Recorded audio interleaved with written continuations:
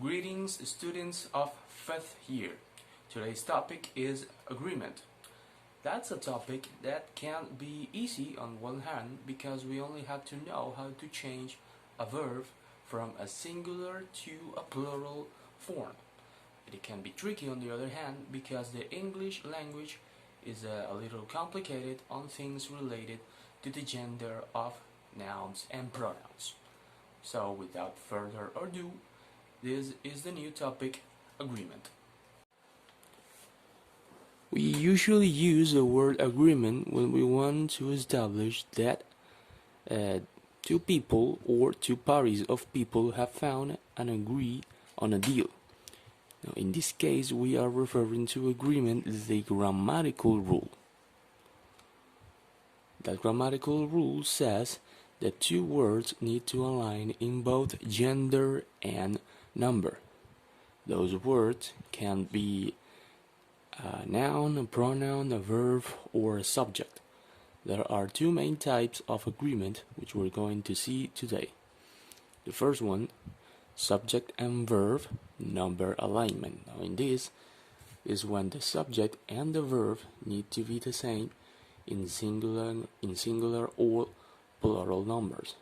A subject that is singular need to be with a verb that is also singular. Same thing with the plural numbers. We have here two examples. This is an example of an agreement and this is an example of a non-agreement. The conclusion shows that variables x and y are related.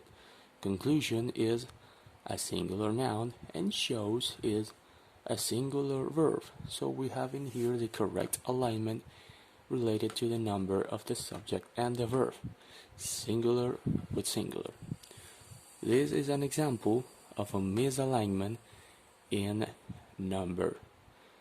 The conclusion shows the variables x and y are related. Conclusion, as we know, is singular, but show is a plural verb, so the word doesn't align in number. A second example, the results show the variables x and y are related. Results is a plural subject, but show also is a plural subject. So we have an agreement in subject and verb related to the number, but the results shows that variables x and y are related doesn't align in number between the subject and the verb, because we have a singular verb with a plural subject.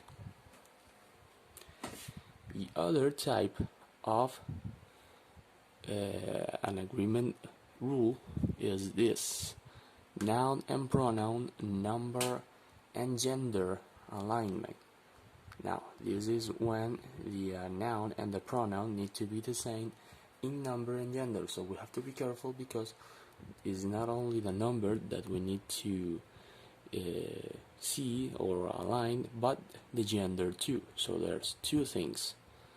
Remember that we usually use a pronoun to take the place of the noun. So when we change the words, we need to be careful that they are aligned in number and gender. For example, the man walked to his car. In this case, we have the correct agreement between noun and pronoun because this is a singular and male noun, and this is a singular and male pronoun. So the two words aligned perfectly. We have in here two examples of misalignment. The man walked to their car. This is a plural pronoun taking the place of a singular noun, so the word doesn't align. So we don't have an agreement. In this case, we have a misagreement related to the gender because man walk to its car. It is a non-gender pronoun, so it doesn't align with the male noun.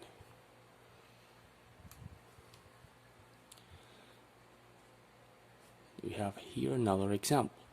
Each student needs to bring his or her own lunch. Now, when we have in here the word each with the word student, each student, we are referring to both a male or a female student, and the English language doesn't have a word that covers both possibilities, so we need to use his or her, because the student can be a male and can be a female. If we didn't have the word each, then we can use another pronoun in here, but the word each make us use that particular pronoun. In here we have a misalignment or a non-agreement. Each student needs to bring their own lunch. The same thing, we have each student, and the word there doesn't cover the possibilities, because yes, they align in number, but they don't align in gender. If we didn't have the word each in here, then we can use the word there, but the word each make us use his or her. Another example, upper management refers to its policies frequently in the handbook. Management is a singular entity. It is a group, but it's a singular entity, and it doesn't have any gender. So we can use a non-gender pronoun, like in this case, its, that align in both singular with singular and non-gender with non-gender. Upper management refers to their policies frequently in the handbook. Like I said, management being a singular entity need to have a pronoun that is also singular. There is plural, so it doesn't align in number. We need to be very careful when we read and when we write, because a mistake in an agreement can't change and damage a whole sentence or a whole text. So we need to be careful about the agreement in number and gender, especially when we are changing a noun for a pronoun. As you can see, this topic is important to what we have been doing this term, that is all things related to the paragraph structure, because one mistake related to the agreement of the subject, nouns and pronouns can change the whole structure of a sentence or even a paragraph. That's it for today's video.